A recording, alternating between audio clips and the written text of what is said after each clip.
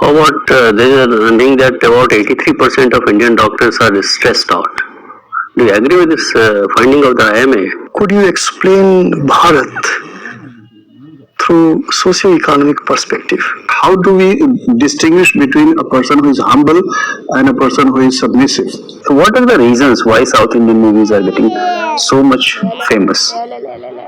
Give me at least 5 reasons. What are the major steps have been taken by the government to ensure mental health of the people across the country?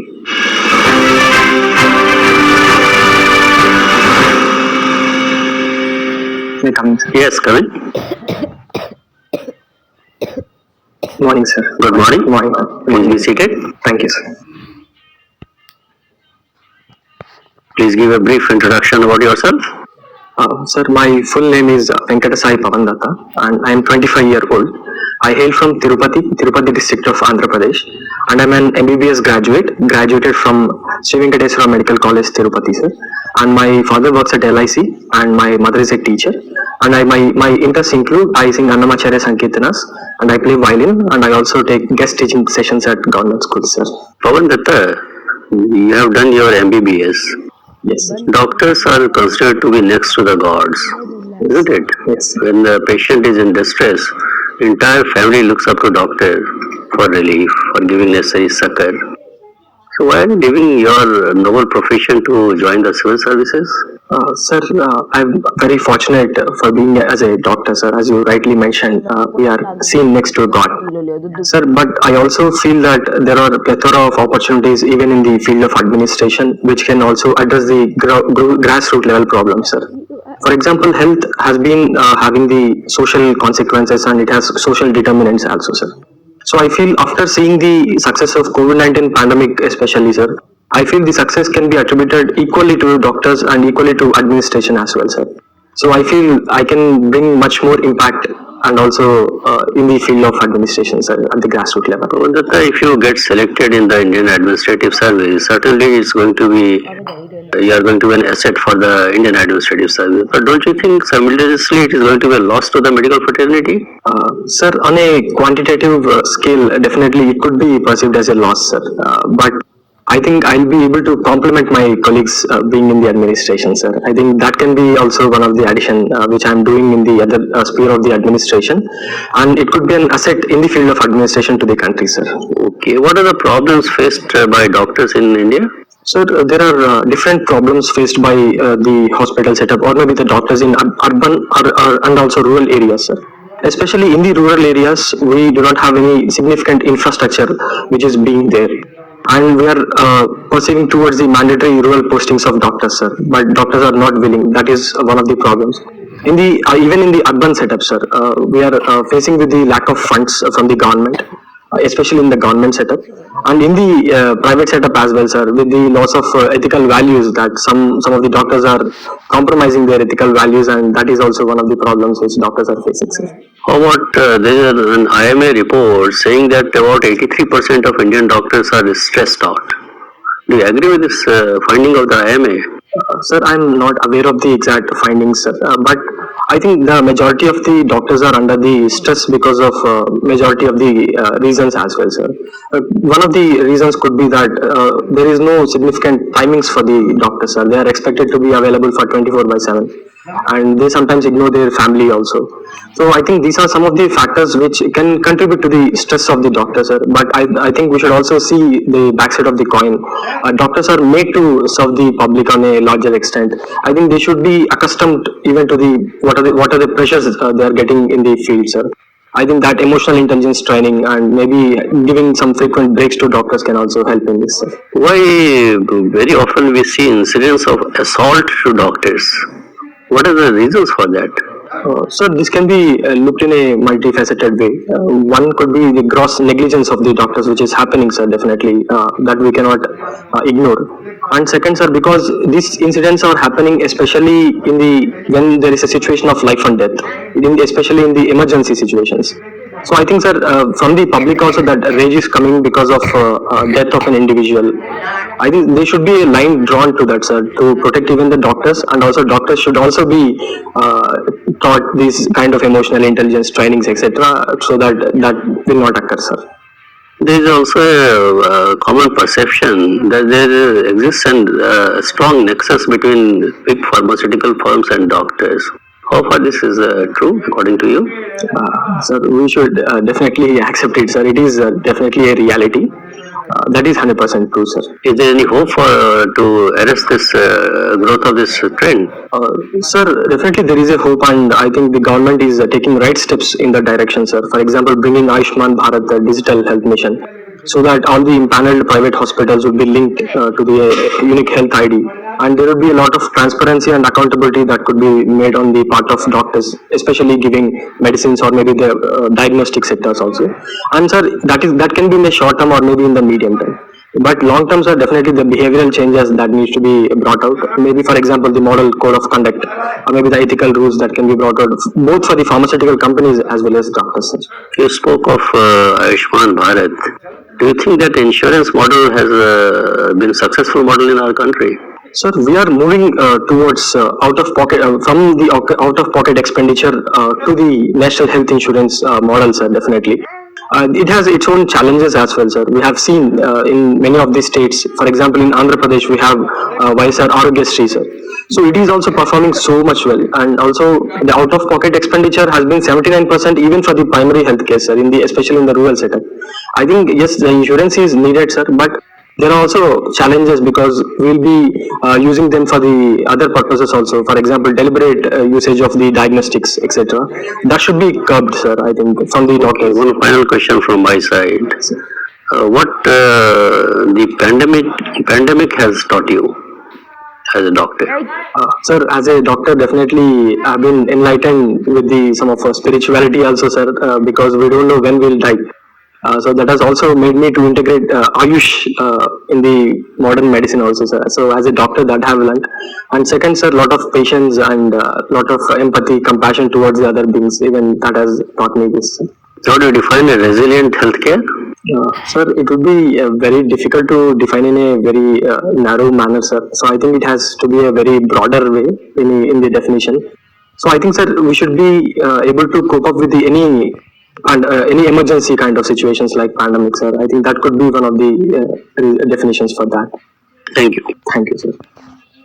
Pavan Datta. Yes. Who is Pavan Putra? Sir, Anjaneya Swami, sir.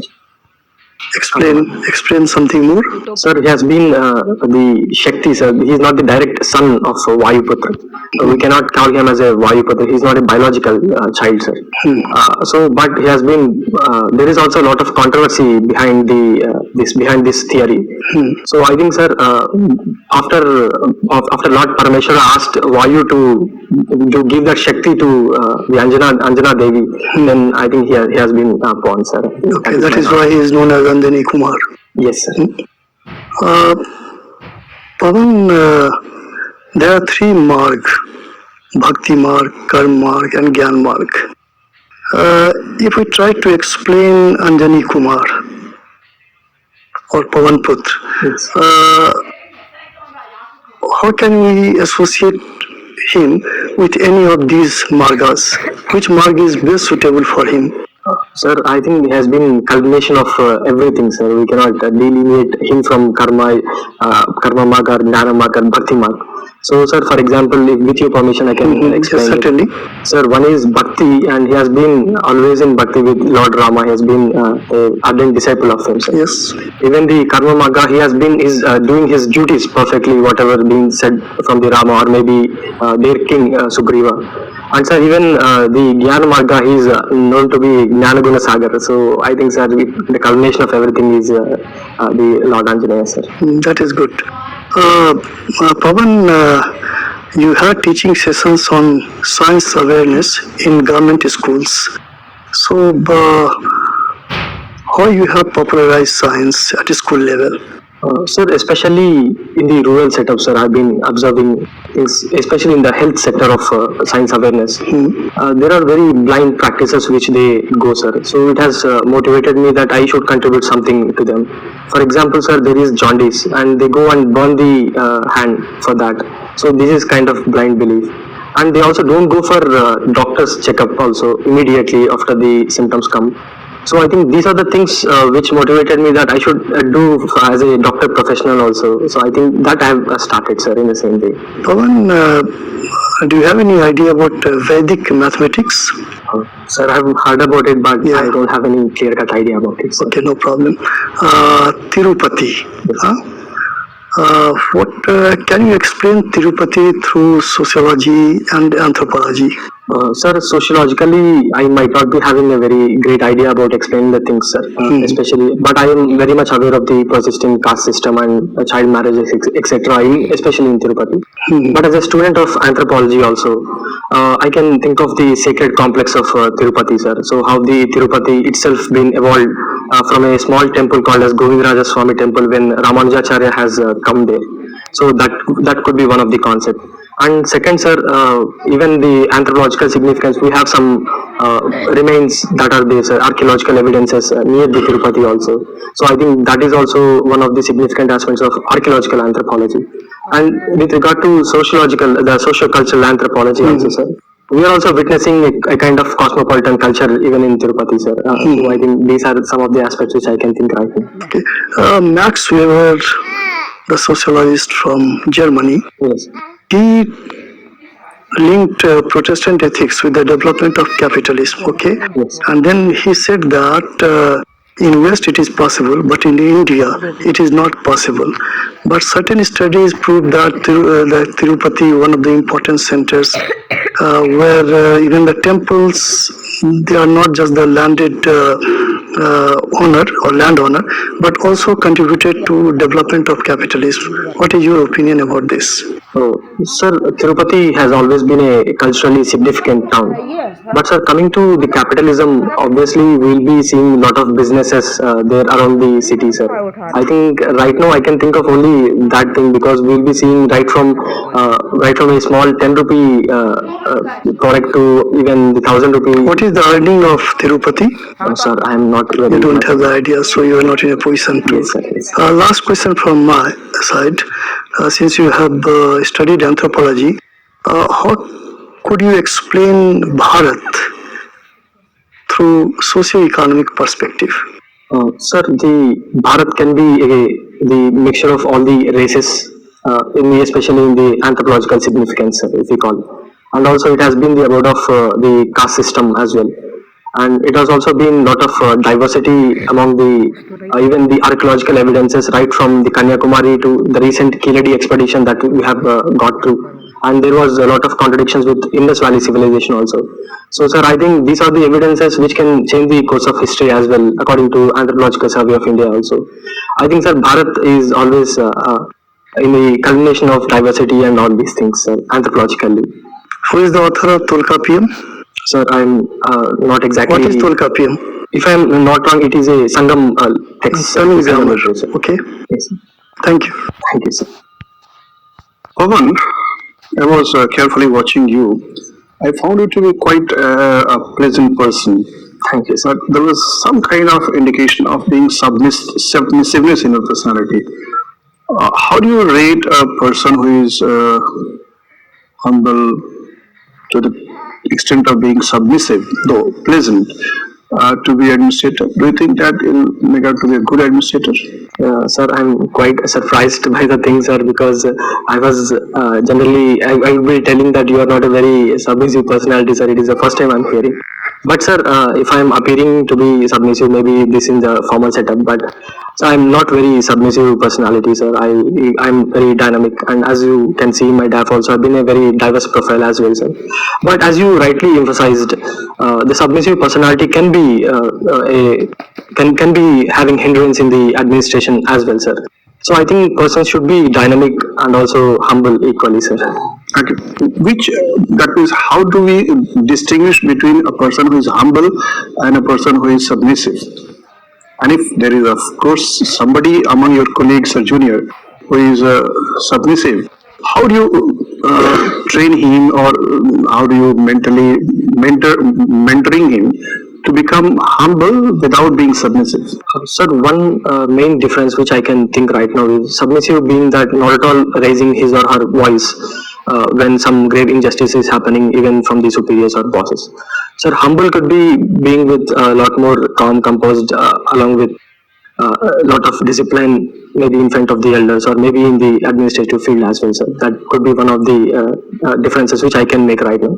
So regarding the second part, so I think we should be able to communicate to him that you need not be submissive, because bosses should be there, or maybe the superiors or the elders should be there to convince people. So I can also instill some leadership traits in him through counseling sessions, sir. So that I can do. That's- Now, looking at the larger picture at the national level, do you think that the present political environment in the country is trying to convert citizens into submissive human beings rather than humble human beings? Sir, it could be looked upon definitely that people are becoming so much submissive, sir. But I think it's the otherwise, sir. So I beg to differ with the opinion. No, the kind of restrictions the state is imposing on persons who are freely hearing their views, expressing their views on different social media channels or otherwise, are being haunted and penalized. There are many cases, and there is a perception in the country that the freedom of speech and expression is not as freely available today as it used to be. So, do you think that it is an attempt to make a submissive nation? Sir, I don't, sir, I beg to differ with the view, sir, definitely, because we have been coming from the anarchy of British Empire to the present independent India, sir. It has been a very long journey for us. So there might be some disturbances which are happening in the political arena because of conflicting ideologies. But as a nation, we are not becoming submissive, sir. For example, recently there were agitations regarding the legalizing the same-sex marriages also, and there are also live-in relationships, etc. And they have been, we have conferred rights to women entering into Sabarimala temple also. I think we are growing, sir, but there would be definitely some disturbances in nation that we are dealing. So there are many examples of world perception. For example, you know that for last 1 decade or so, we have drastically reduced poverty in our country. But the international agencies are reporting that our poverty index and hunger index has gone stronger. That means there is a perception in the world that India is now a country of larger number of hungry people, and hunger intensity is also growing. And we have not been effectively able to counter it. So our perception in the world, do you think, is going into a positive direction as far as poor citizens of the country are concerned? Sir, as you rightly mentioned, that we should acknowledge the fact that the perception has been on a downturn, sir, definitely, especially in the hunger and poverty index. But I'm not very much aware of the exact facts of the situation, sir. Sir, but I think we are moving in a very good direction, sir. We have been improving on the poverty terms. Maybe we have been improved from down to up in the multi-poverty dimensional index also, multi-dimensional poverty index also. And sir, I think we are moving in a right direction, but it could be a perception difference that is there in the international media also, sir. Multi-dimensional poverty index is different from the earlier UNDP indicator that was called human poverty index, in the sense that it gives weightage to asset creation in favor of poor persons, like toilet construction kind of things.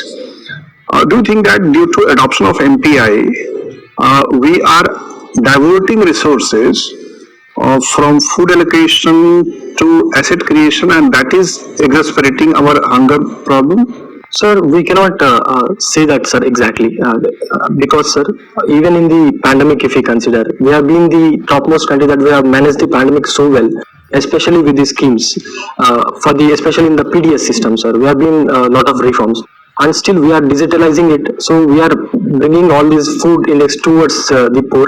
And also regarding the asset creation, sir.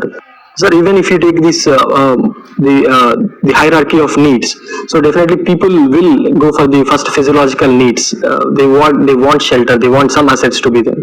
So I think we are delicately balancing the both, sir. I think yes, that could be an. You come from a region which is called Rayalaseema, which is very rich in cultivation of crops because it is having very favorable soil structure and drainage system.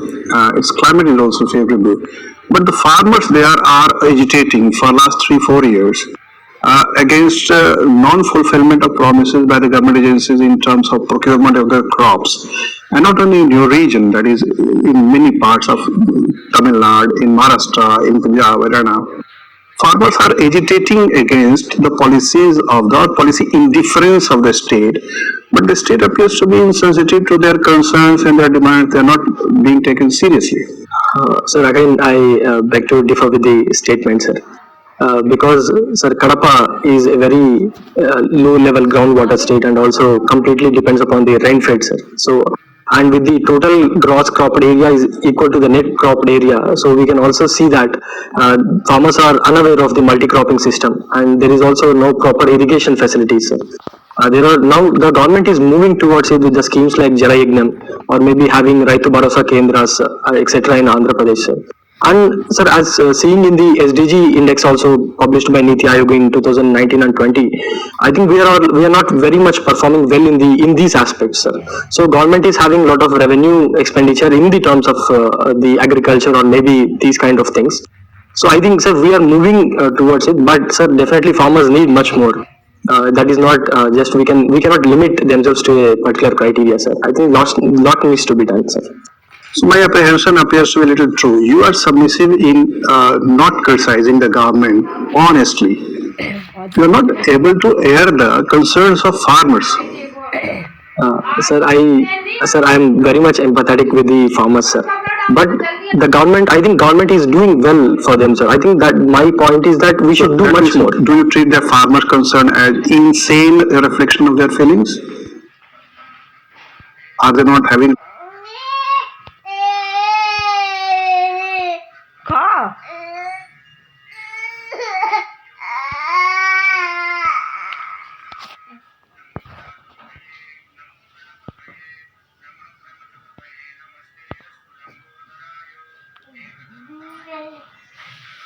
जब mobile जब बदन की आवाज़ तो आधी कर लिए, आधी में भी चल जाता है. logical grievances? So they are having logical grievances and we need to go and admit them, sir. So just point out, my last question, point out 3-4 genuine concerns and problems of the farmers in the country. Sir, some problems which I can think right now are the supply chains of the farmers, sir, which might be disrupted.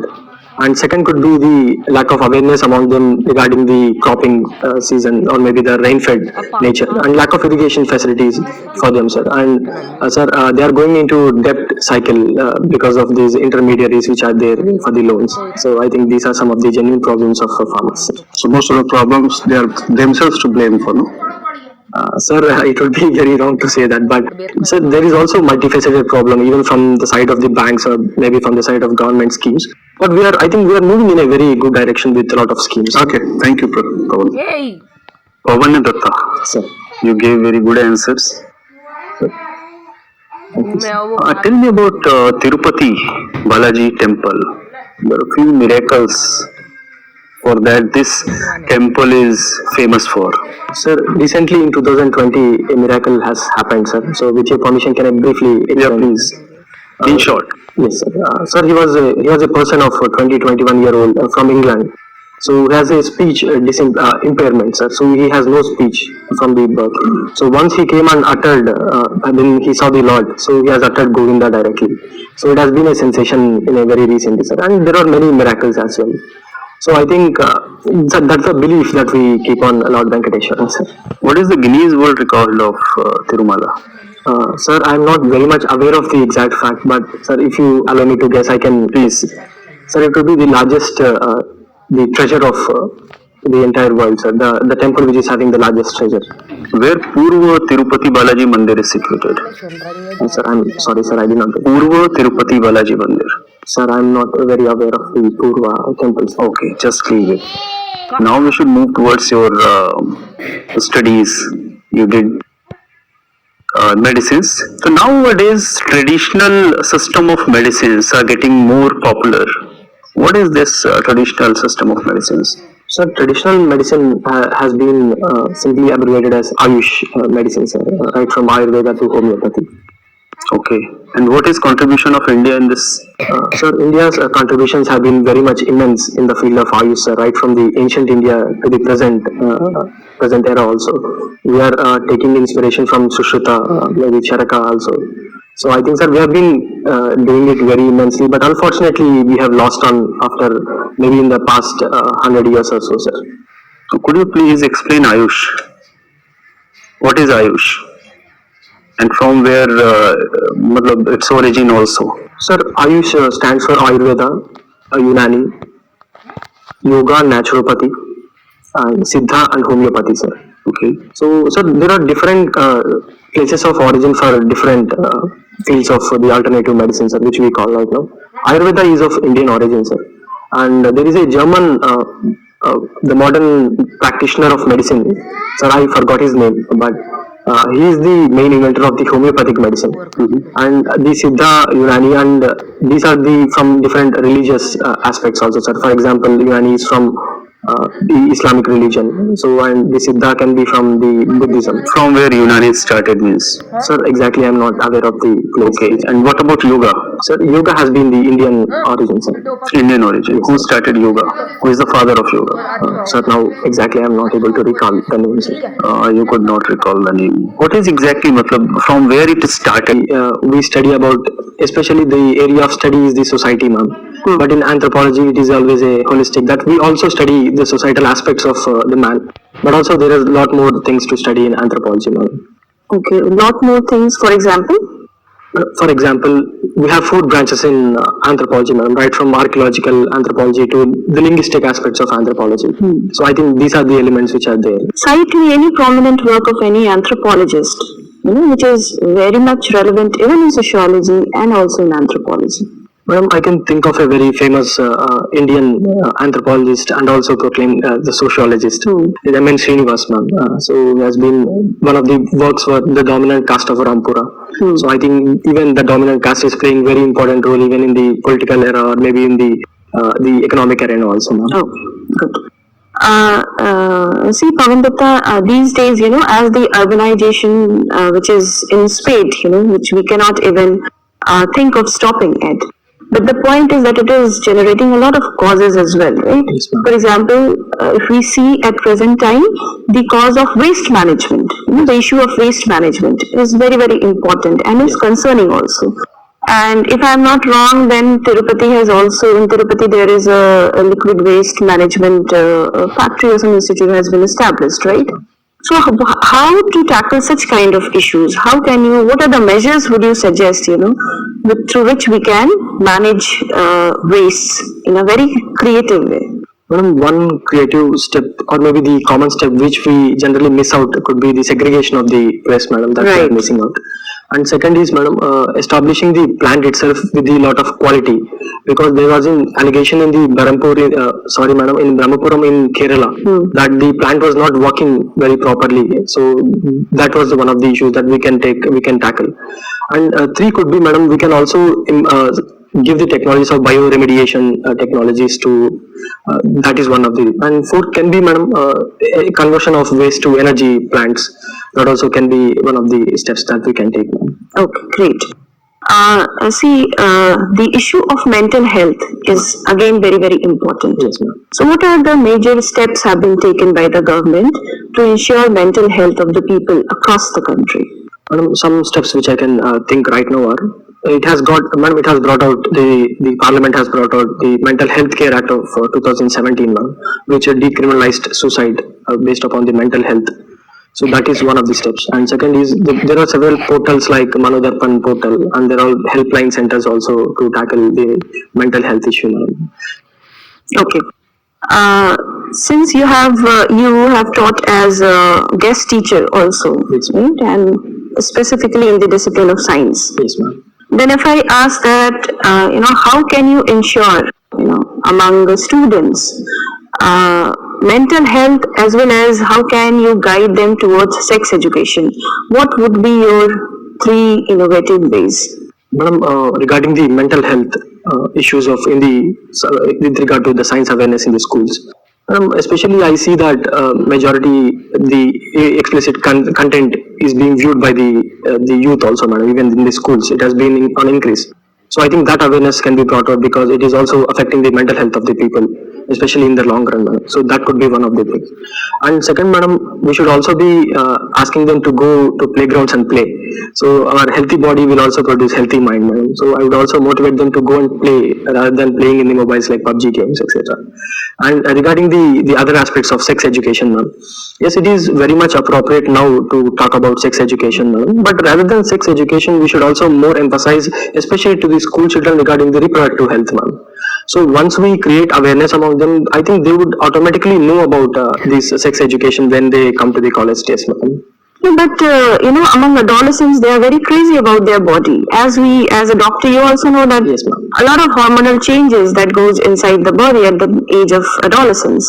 So how to make them aware of their body, of their healthy body, so that you have to stop the cases of rising teenage pregnancy also. So what are the ways you would suggest? Madam, I can think of the behavioral changes first, and Okay. also counseling to the parents as well, how to deal with the children. And we should also make parents to have continuous surveillance among the children also, madam. For example, what they are doing through their mobile phones, etc.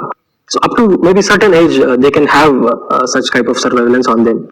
And at the last, madam, finally, they should also be very much aware of their own things also, madam. Okay. My last question to you, TB still is not eradicated from our country. Yes, ma'am. Right?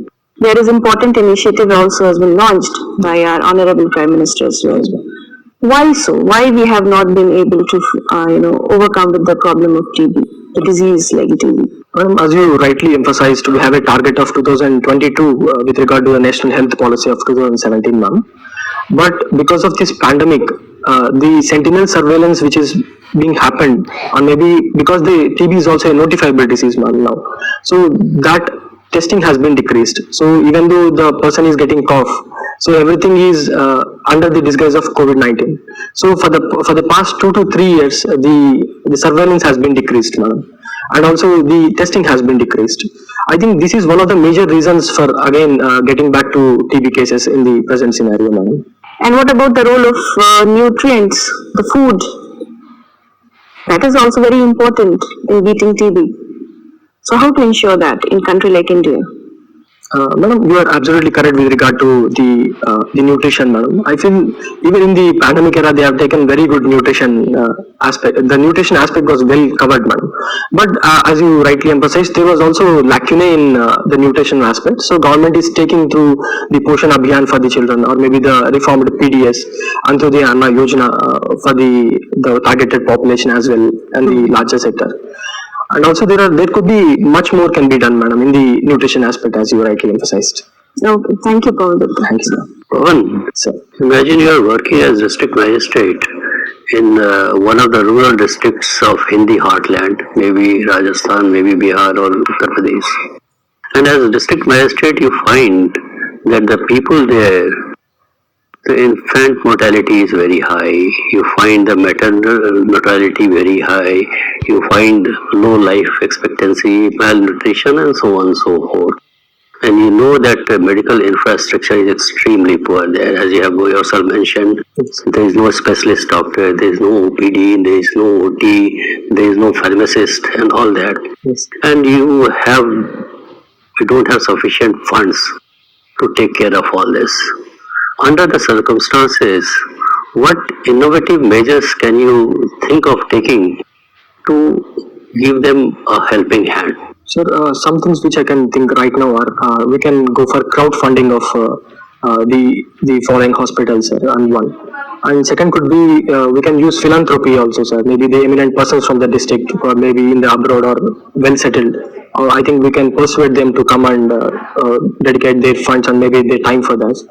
These two steps can be done. And also, as a district magistrate, sir, I should also implement the policies which are being made by the government. So I'll make sure that if any other challenges like leakages of funds are there, I'll make sure that all the funds should be utilized for the benefit of the healthcare sector in the rural India, sir. As Chief Minister of Andhra Pradesh, what do you think, what should be the capital of Andhra Pradesh and why? Imagine you are the Chief Minister, and where will you keep the capital and why? Sir, I would make sure that I'll be keeping the capital at Vizag, sir. Definitely, because it has got a very fabulous infrastructure and all the connectivity issues. Already it has been a very developed state. And amidst the political turmoil which is happening, I'll make sure that development will start somewhere, sir, definitely. But I'll also make sure that the pre-contractual obligations of the farmers and all the stakeholders happened in the Amravati must be realized.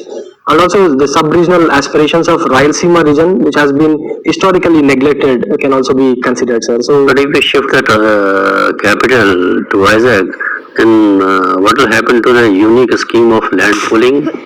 sir, as I already mentioned, we have to see that they are very much realized, sir. So land pooling, after the land pooling, they can bring the other infrastructure as promised, so that their land valuation can be increased. So I think this can be done, sir. It will not be in the name of the capitals only, the decentralized development. Okay, thank you very much. It was nice interacting with you. The interview is over. You may go now. Thank you, sir.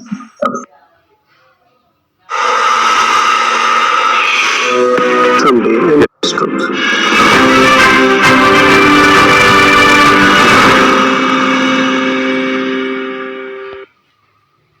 Yes, please do. Good morning, madam. Good morning, sir. Good afternoon. Take your seat. How are you? Very Say, good. ठीक है? Okay, you are Siddharth Shukla. Siddharth, will you prefer English as your medium of interview? Yes, sir. Good. Siddharth, you must have noticed that we have taken adequate care when it comes to COVID, and we have taken many steps. And one of the steps is that we have kept your chair at adequate distance, so you are at a safe distance from anybody in this room. Yes, Right? sir. Another advantage of it is that you can choose to remove your mask because you are at a safe distance and you will be feeling better without mask, right? Would like to remove? Yes, sir. Please do. So you're comfortable? Yes, sir. And you yourself are not showing any symptoms? No, sir. You're vaccinated or not? I'm vaccinated, sir. You're vaccinated. Fine, then Siddharth, let us start. To begin with, I want you to introduce yourself to the board members. Sir, I am Siddharth Shukla. I was born at Azamgarh, Uttar Pradesh. I had my early childhood and education in Northwest Delhi, St. Xavier School, to be proper. I am a graduate from History Honours from Delhi University, Khalsa College. Since then, I have been preparing for civil services examination. This is my second attempt, and here I am, sir. Okay, Siddharth, so you're basically from Delhi, right? Yes, sir. You have considered UP as your home district? Yes, sir. You have studied in Delhi, you have always lived in Delhi, so you're more of a Delhi person. Yes, sir. And you have studied from Delhi University? Yes, sir. History Honours, right? So, you've studied from a school called St. Xavier School. Yes, sir. What are Jesuits? Jesuit is an order of Christianity. They emerged in Portugal around Spain. Jesuits are an order of Christianity that spread, they are tasked with spreading Christianity in the eastern part of the world. Sir Francis Xavier was the founder of the Jesuit order. He, along with Saint Loyola of Assisi, they traveled a vast distance from India, Japan, China, and they established missionary schools for spreading the religion of Christianity, sir. Okay, and so basically it's about spreading Christianity. Yes, sir, they are What missionaries. exactly Jesuits do nowadays? Are they sticking to conversion or they are doing something else also? Sir, the Jesuits have a chain of schools and hospitals in various parts of the Eastern Hemisphere as well as Western Hemisphere. So, their aim is to convert people because they want to spread the religion of Christianity, but they do a lot of charitable works and they are not overtly converting people, to say, sir. They are doing a lot of developmental works, a lot of human development works. My experience in studying in a Jesuit institution have been very good, sir. It's been good. So you're still Hindu? I'm still a Hindu, sir. Okay, Siddharth, if I look at your this DAF, a basic thing that came into my mind is that you never wanted to be an administrative officer. You wanted to be a uniformed officer. Is that true? No, sir, I wanted to be an administrative officer. So why you appeared in CTS so many times? Sir, I appeared in CDS because of some circumstances due to which I have to go for a government job immediately after my graduation, that I have to have some job. But I always wanted to be an administrative officer, sir. My father prepared for civil service examination and it was said from childhood that I have to become an IAS officer, and that was that. In our country, usually it is the father in the society that decide what a young person should be doing rather than the person himself discovering it. When will you discover that what you want to be? Sir, I thought about what I want to be when I left school, and I thought about that I would like to be a writer, but I left that dream around some time, and I thought that the best We'll come back to this writing thing, but since you studied history and history honors to be precise from Delhi University, tell me what exactly is the understanding of meaning of history when it comes to say historians like Collingwood. historians like. Collingwood, you studied Collingwood or not? E.H. Carr? No, sir, I am not studied sir. How many books, history books you have studied? I have studied a lot of history books. I have studied the history of Far East, and I have studied the history of United States of America, of modern I'm West. talking about historiography. E.H. Carr has defined what is history in some terms. I have read that essay of Carr, I believe, sir, Yes. in which he says that history is learning about historical truth from an objective point of view. What historical truth? What is truth? So, I'm thankful that you mentioned historical truth. You must have read in yesterday's newspaper that the Government of India has come out with the advertisement saying that they are revisiting the historical truth of our country, especially the northern India. What exactly is the problem in the current historical truth that we have studied, you have studied, that government is not easy about? Like all other social science subjects. Now, sir, we see that history evolved from a nationalist perspective to a Marxist perspective to the post-Marxist perspective or subaltern perspective. Some people in our political elite or the political class believe that history is written from a political point of view, and the histories of some marginal communities or some major communities is neglected. They believe that history was written for a political purpose, and now they intend to correct that problem, if there is any. I believe, sir, the history that we have read, the history that is taught in the NCERTs, any government institution, is up to a standard very good. But we can always look for reforms or improvement in any social science. Since you mentioned historical truth, and you also mentioned that you wanted to become a writer someday, and in fact I can see that your father is a journalist. Yes, sir. So tell me, if there is a historical truth, there is also something called post-truth. What is post-truth? So we are presently living in the so-called post-truth era, in which truth has become a very subjective thing. No one is looking at truth as an objective phenomenon, but everyone wants their own version of truth. So in our age, everything is contested. There is no facts or there is no objective definition of anything. We have people with certain views who contradict everything. So we are living in a post-truth era in which truth itself has become a contested terrain. We cannot definitely say that this is the truth or this is what we consider as a... Why do we need truth at all? If narratives can work, then why do we need truth at all? Because, sir, as Nietzsche said, if nothing is true, then everything is possible. If we have no consensus among ourselves that this is a good value, truth is a good value, honesty is a good value, then how would we arrange our livelihood? What would be good and what would be bad? Then everything is possible. If there is nothing true, then everything is false. Then how do we define our life? How do we say that this is a good thing to do or this is a bad thing to do if nothing is true? So truth is the basis on which humanity and our cooperation is built on, our civilization is built on. Fine, Siddharth, thank you. So, Siddharth, India is having a very long coastline. Yes, sir. But unlike the Japanese or Chinese or Europeans or Americans, Indians have not done well in seafaring business. They have not traveled far and wide through sea. Yes, sir. How, as a student of history, you have looked at this question? What could be the reasons? Sir, India's seafaring history has some good phenomena as well, sir. We have the Imperial Cholas who were very good at seafaring. Their navies used to have might in the Southeast Asian countries, as well as Sri Lanka and Maldives were their colony at some time, we can say. We have not been a good seafaring country because our empires have been built in the north, in regions which were very far away from the sea. And the southern part of our country, or the southern peninsula, has not seen the emergence of large empires other than Vijayanagar and Cholas, who were good at seafaring. Another thing has been our neglect of navy. Any great power that emerges in the north of India they considered themselves to be rulers of North India or the India proper as well. They did not want to expand themselves to far away places, and the trade that our country carried on was primarily carried by traders and monks and monasteries used to widen our sphere of influence rather than political power. So The French and British applied the policy of subsidiary alliance to many Indian princely states. Do you think that they have applied this policy to other countries also? the subsidiary alliance policy in effect was the meaning that we are having an alliance with the political elite of a region. The political power in, say, Mysore or say Hyderabad has a policy with the British that they will station their forces there and they will defend them.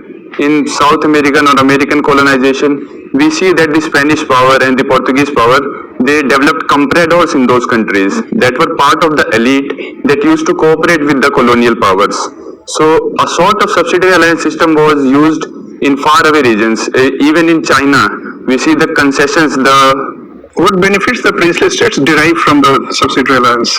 in the long run, none, sir. In the short run, they can carry on their political power in the limited sphere that the resident power allowed them. The resident, the British or the French, they used to station in the princely state, which had subsidiary alliance.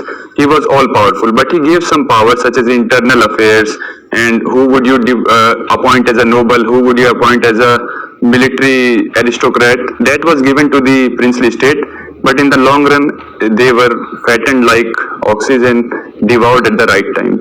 We claim equality with America today. Do you think that we also enjoy equal power? This is in a historical perspective. After 1991, we are living in a unipolar world in which the US is the global hegemon. The US can go and invade Iraq, the US can go and invade Afghanistan, and the world will look at a distance. But even if we change the status of a state that is part of India since our independence, we have to give a lot of answer in the international forums and to international powers. To say, sir, that we have political equality with the US in international affairs is chimerical. Do you think that we have accepted many American companies in Indian economy under their political pressure? So Like Twitter and Facebook and Walmart and Amazon. we see, sir, that the 1991 reforms were to some extent shaped by pressure from US and US-based institutions such as IMF and World Bank. As of now, we see, sir, our government is pushing back against US-based institutions who believe that they have power to defy our government because they are backed by the United States government. So we see, sir, there is some pressure from US, but India is pushing back, and now we do think that we have arrived at the world stage and we can push back against nations who consider themselves mightier than everyone else. Okay. Do you think that we are becoming subsidiary allied nation to USA now? No, sir, we have our strategic autonomy. When we see that institutions like Quad are emerging, we cannot say that we have joined Quad under US pressure. Our active participation in Quad is based on our own volition or under American pressure? Sir, I believe it is based on our own volition because Quad emerged as a significant body only when we were under Chinese pressure, only when we pushed for Quad. Unless we joined the Quad or unless we expanded the Malabar exercise, there was no Quad. Okay. Turning to economy, when was this Reserve Bank of India established? The Reserve Bank of India was established in 1935 under the Government of India Act. It was around that time that Reserve Bank of India was established. So was it a fully government-owned institution or it was partly owned by the private players? It was partly private. It was nationalized in 1949, I believe, sir. So do you think that they enjoyed autonomy, policy autonomy and before 1949? To some amount, sir, they were politically autonomous. In spite of the fact that they were not fully owned by the government, they enjoyed autonomy? Due to the fact that they were not owned by the government or they had an autonomy because... So today it is entirely owned by the government. So do you think that RBI is still autonomous? I believe, sir, RBI is one of the institutions that is autonomous at present. And which other institutions are autonomous along with RBI? There is the Election Commission of India, there is the UPSC. A lot of institutions are autonomous, but the autonomy in RBI is unparalleled, I believe, sir, as of present. But since independence, RBI is one of the most autonomous institutions in our country, and RBI works professionally and in an autonomous manner, unlike other institutions. So when RBI formulates a monetary policy to reduce interest rate, how it benefits the government? The government is the biggest borrower of our economy. If we see the fiscal deficit of the government is of the size of 12 lakh crore.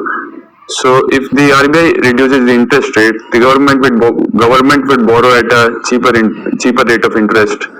So fiscal deficit would come down. The government And how it will affect the choice of entrepreneurs about the machines, whether labor saving machines they will prefer or capital saving machines they will prefer. So when capital becomes cheap, Capital becomes cheaper. so they can go for labor saving machines. That will necessarily reduce employment elasticity. That means it will generate less employment per crore investment. We can say that. So is it in favor of the people of India? In some extent, sir, we see that if RBI do not reduces the interest rate, and the interest rate is very high, and the interest rate growth differential is very less. So we are not growing in the proper sense, sir. So we have to cut down the interest rate. We need entrepreneurs.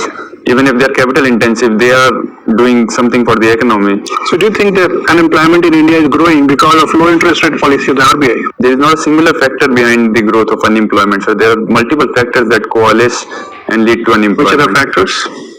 We can say, sir, lack of human capital development of the proper extent, lack of proper export policy that pushes our export, lack of development of the private sector, the fixation with government jobs in our country that we have. There are some cultural factors as well. So why the government is lacking on so many fronts? We cannot say that the government is lacking on all the fronts. The government is working to some extent, but the magnitude of the problem is very large. And these are some of the things are like that. We need long-term policies for that, such as education. Long term means how many years? Wrote an essay, sir, that 2041 should be the year that we should target. So before that, you should not hope that unemployment should reduce. We should hope, sir, but it is the year that we should hope that we will we will have maximum employment. That is no Okay, employment. thank you, Siddharth. Siddharth, you are from Delhi. Yes, ma'am. How many districts are in Delhi? There are 7 districts, ma'am. 7 districts. Are you sure? Exactly sure, ma'am. There are 7 member of parliament, so I thought that there would be 7 districts. No. Okay, tell me, what is the population of Delhi? Around 2 crore, ma'am. Around? Okay, what is the sex ratio? Don't know the exact figure, ma'am. Okay. So your father is a journalist.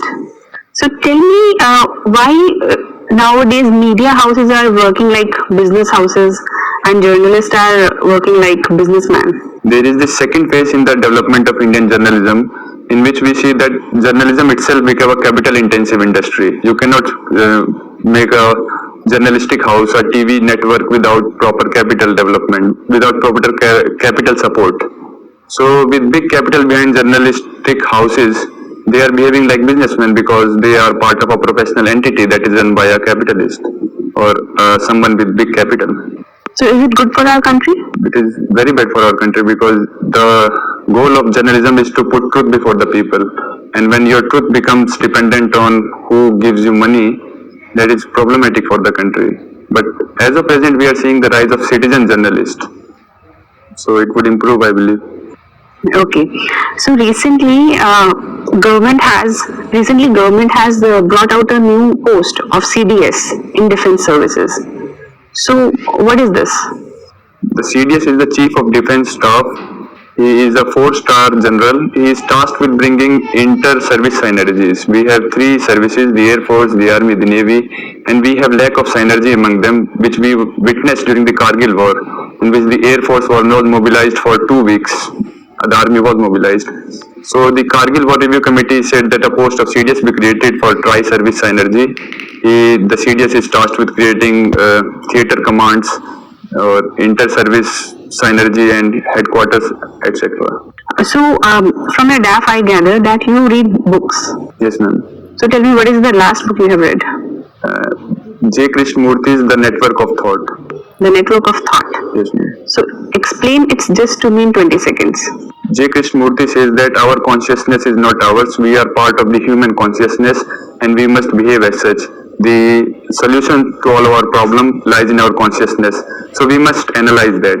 Not like collecting knowledge about our consciousness, but seeing our consciousness, observing it. Observing the guilt, observing the fear, observing the doubt, observing the hurt that is in our consciousness. And then we have to get over it. And then we have to believe that we are part of the human consciousness and we have to agree that thoughts that run our life. Our life is run by thought according to Krishnamurti, and we have to see that thoughts are different than ourselves. They come and go, but we remain. We who are part of the human consciousness. So we must not be run by thought, but we must run thought.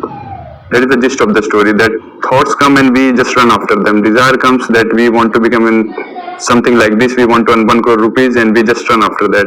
Krishnamurti says that stop, look at yourself, look at your consciousness and then act. So is it related to your hobby, meditation? Yes ma'am, it is directly related. So what kind of meditation do you do? There is a technique of meditation developed by Osho, it's called Nad Brahm meditation.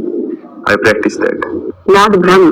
Nad Brahm. So how is it different from other modes of meditation like Raj Yoga, Hatha Yoga? Nad Brahm, ma'am, there is a music developed by Chaitanya Hari Duter. He was one of the lieutenant of Osho. And in that you produce a sound like that is the sound of the universe according to Osho. And for 30 minutes you are like humming.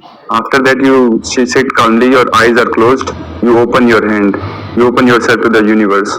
After that you close your hand like this, you take the universe back into yourself, and then for 15 minutes you analyze your breathing and analyze how you are, what you are, how you are doing. So Osho has been a very controversial figure in our history. Yes, ma'am. So can you tell me what is his philosophy, core philosophy? Osho was a professor of philosophy, so his philosophy is as eclectic as himself. Osho, ma'am, is a filter. He puts across yourself every major philosopher, and he believes that every major philosopher and every enlightened man speaks in one language. His core philosophy is of the Advaita Vedanta philosophy that our country is the birthplace of. He believes that we are part of the human consciousness like Krishnamurti. He believes that we have a consciousness that can be part of the supreme consciousness if we behave. Okay, tell me, I was listening to your conversation with one of the board members. So you said that you took the decision of participating in civil services under your parents' pressure. No ma'am, I did not say that. I said that it was decided very well in the past that I would do that. So it's one and the same thing. So they suggested you and you complied. So does it suggest that after your selection, if somebody suggests you with a force or with an authority, you will comply with the orders? My father said that my family believed that I can become an IAS officer. My father said that you become what you want to become. I thought about becoming a writer, but then I saw that I have administrative acumen. I saw that the position of an IAS can be something in which all of my energies, all of my talents can be utilized, and then I chose the IAS. And when I join a service like an IAS, that is a public service, I would do what I can do to serve the public. I then would not comply with forces and orders of others. I would do what I have joined the service for doing. Okay, thank you. Siddharth, when you were talking with sir, you told that large empires were built in the North India. Why is it so? Because sir, the North has one of the most fertile plains of the world, the Gangetic Valley. Fertile plains gives an empire resources. Every empire is built on resources. So when you can have a lot of land revenue and resources from the land, you can build an empire, you can build a large army and you can expand yourself. And the North is connected to a lot of states. In the South, when you see a state, there is limited connection. In the North, you can be connected to Central Asia, you can be connected to China across the mountains. So the North has significant advantages as far as empire building is concerned. Okay, very nice. Your name is Siddharth. Yes, sir. Could you compare Lord Buddha and Siddharth? Means if you find any similarities and dissimilarities. I was named after Lord Buddha, sir. Buddha is the paragon of compassion, of love, and he was the progenitor of meditation and a lot of techniques. I believe, sir, the qualities that the Buddha possessed of love, of compassion, I also possess this quality. But the difference is merely of degrees. While the Buddha was the paragon of compassion, I am a little less compassionate and I run behind desires and I get attached to things. But if I act with good sense, I can also become like a Buddha someday. Good. Who founded Delhi? Sir, the Tomar kings of Delhi were the founder of Delhi. Anang Pal Tomar is considered the founder of Delhi. Okay, actually nowadays our government has taken decision to glorify the legacy of Tomar King Anangpal II. How do you see this step of government? Sir, I believe that Delhi was not built in one day or by one king. We see Delhi, there are 7 parts of Delhi historically. Delhi was enriched by the sultans of Delhi. Delhi was enriched by the Mughal kings. Shah Jahan built the Shah Jahanpur. So I believe, sir, history should not be used as a political weapon, should not be politicized. We must celebrate every historical figure. We must celebrate Anangpal, but not at the cost of others. We must see that he was one of the rulers in the part of a series who built Delhi. Okay. Nowadays, Chandni Chowk is getting makeover. Could you tell us some history of Chandni Chowk? Means who designed the Chandni Chowk and all that, if you know? Shah Jahan built the Shah Jahanpur. It was a walled city, and his sisters Rosnara and Jahanara, they wanted to create a market. So there was this Neher, that a canal that went from the imperial palace of Lal Killa, and in this Neher or the canal, the light of moon was directly shining. So this was the Chandni Chowk. It was the center of a market that Rosnara and Jahanara designed for Shah Jahanpur. Around that there was Meena Bazaar, one of the greatest bazaar of India, in which a noble spent rupees 1 lakh at that time. So it was a market built by the sisters of Shah Jahan. Okay. You play football. Yes, sir. Why football is not as much as popular as cricket in India? So cricket has a colonial legacy. Everyone knows cricket. Cricketer is very famous in this country. Cricket is shown 24/7 on the TV when there is a cricket match going on. But we do not see the similar case about football. There are no local clubs. There is no transparency. If I want a footballer, I cannot say that I would do this, and I would become a footballer. But if you want to be a cricketer, you know that you have to play Ranji, you have to play district, you have to play state, you will then go there. Second of all, sir, our Indian football team is ranked very low, around 104 in FIFA, whereas our cricket team is world champion in some aspects. So there are problems in football and every other non-cricket sports in our country that we grapple with. Okay. Your father is a political editor. It is alleged that our media institutions is biased in the favor of government. What is your opinion? What is your take on this? So we see that the media does not act in vacuum. There would be pressure from the government, any government which is at center on the media. So there emerges some bias. We see during the reign of Jawaharlal Nehru and Indira Gandhi, everyone believed that All India Radio and Doordarshan are biased. As of now, we are seeing that there is some pressure from government, but we cannot categorize media as only that which is seen on the television. We are seeing the rise of citizen journalists. We are seeing independent newspapers who criticize government day after day. And we are seeing that press freedom is present in India. We cannot say that every newspaper or every TV channel is biased. There are independent TV channels, there are independent newspapers, there are independent citizen journalists. Okay, thank you. That's all from my side. You are a history student, right? As I can see, and the historical quote that goes with the statement that history is the past politics, right? And the present politics is the history. If I do ask you go back in the past politics and change the course of those past politics, so the history's course would be different. Name any 3 incidents that comes into your mind. That I would like to change, sir. Yes. Sir, one of the most thing I would like to change is the colonization of India. I would like Mir Jafar to stand by Sirajuddaulah at Plassey. The second thing I would like is, sir, I would like to give credence to Bhagat Singh and the One from modern history, one from medieval history, and one from ancient history. one from medieval and ancient history. Sir, in the medieval history, I would like Aurangzeb to behave betterly, such that the glory of the Mughal Empire remains as it is. In the ancient history, I would like Buddha to be given proper credence that he deserved. We see that the post-Buddha rulers after Mauryas did not give that much respect to Gautam Buddha. But it is generally believed that India's fame and its name in the world is mostly being credited to the Buddha's contribution to the world, peace and other things. After the Guptas, the Buddhist philosophy was in decline. The rulers did not prefer the Buddhist philosophy. I'm getting your point. Fine. Since you appeared number of the times for defense services, Recently, we have seen that Essential Defense Services Ordinance 2021 has came out.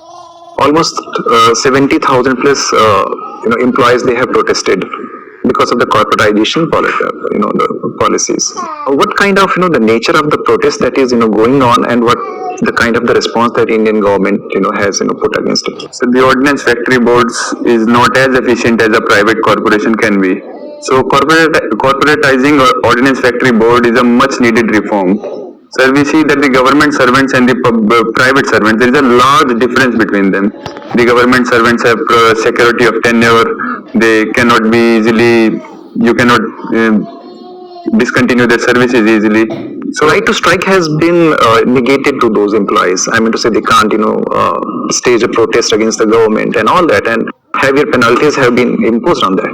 What do you see the state response in this regard? So there are some essential services that cannot be stopped. We cannot say that the army can strike tomorrow and say that we won't fight in Ladakh because our service conditions are not good. There are some essential services and they must work, like railways, like textiles. So their right to strike must be below public right, public order or public service. They are servicing public, and in some essential services we cannot give them complete right to strike.